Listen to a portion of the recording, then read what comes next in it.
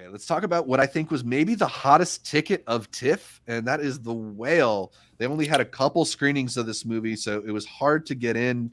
Jeff didn't even bother. I was out of town.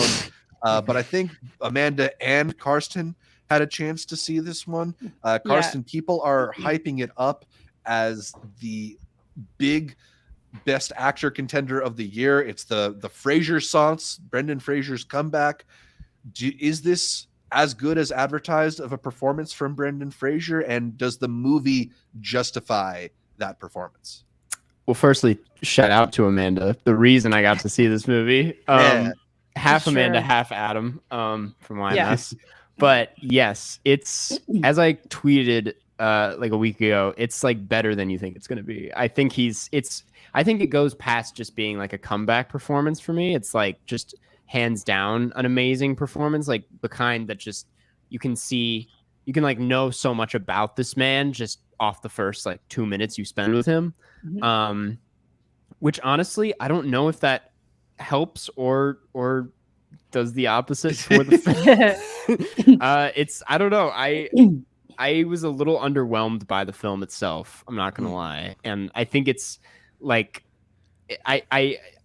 the best thing about it is Brendan Fraser. Obviously, I think Sadie Sink is great. I think Hong Chow deserves the kind of talk that our both girl of them are Hong getting Chow, because she was phenomenal. She was like blew me away. Also phenomenal in The Menu, but continue. Wow, I didn't even know she was in. Wow, big year, but I thought the film itself was like kind of surface level for how much it felt like it was doing. I think everything that the film is saying in the script, you can already kind of pick up on with Brendan Fraser's performance. And I think it's kind of like all about like learning who this guy is, and it's kind of building to the ending, which is like extremely disturbing and like definitely like one of the best parts about the film. But like a majority of this film isn't really saying anything about what he's going through that hasn't been said better elsewhere. I don't think it really gets into this eating disorder in the ways that it should.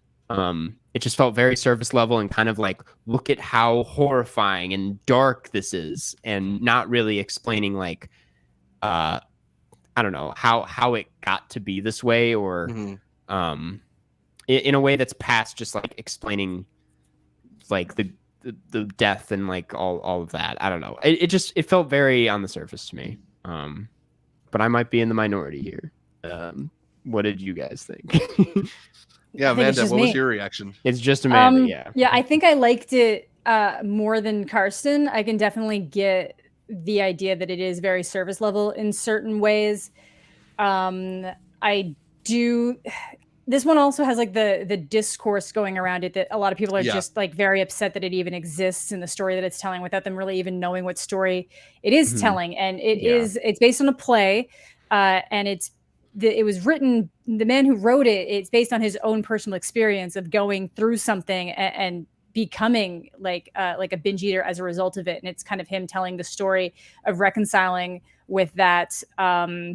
And I can definitely understand why it's not something that certain people are going to want to see in a movie, and that they're not going to want to see on screen, or they just don't think that it should exist. And I do think that there are times where Aronofsky does some of his, audio things and little visual things where it makes things a little bit more uncomfortable than they necessarily need to be, a little bit grosser than they probably need to be seen as on screen, especially where they don't always, as Karsten was saying, go deeper into it in certain ways. But I do think there is a lot of empathy there that people are going to be surprised about, or just not necessarily expecting. There is a lot of empathy there that people are reacting to him in like very horrible ways, but ways that feel like, I think the play came out in like the early 2010s, and that definitely the sentiments I feel like were a little bit more widespread then. The way that somebody's going to react to people in 2012 is very different than how we now know. It's like, okay, well, now we have a better understanding of certain like eating disorders and binge eating things. But I feel like people are going to want to put this on like the same level of what like TLC does with certain shows and people and their real lives. Whereas this is just really like a man who has made a lot of mistakes in his life, who's gone through a horrible tragedy, but is now trying to kind of like reconcile the biggest mistake he's ever made before it's too late. And it's very interesting to see how that progresses out. And I really love how something at like the beginning of the movie like directly connects out to the end when you realize like how it all played together. And I thought that was really beautiful. It is like shockingly beautiful in certain ways. But I'm interested to see what like the general audiences end up seeing, thinking about it. Right. Yeah, overall, I really enjoyed it. Fraser's performance was really good. But I can understand why some people might just think that this is maybe the type of story that doesn't need to be told, but it needed to be told in a different way. But I do think that it is a lot more empathetic than people are probably going to assume based on what they're seeing from posters and stuff.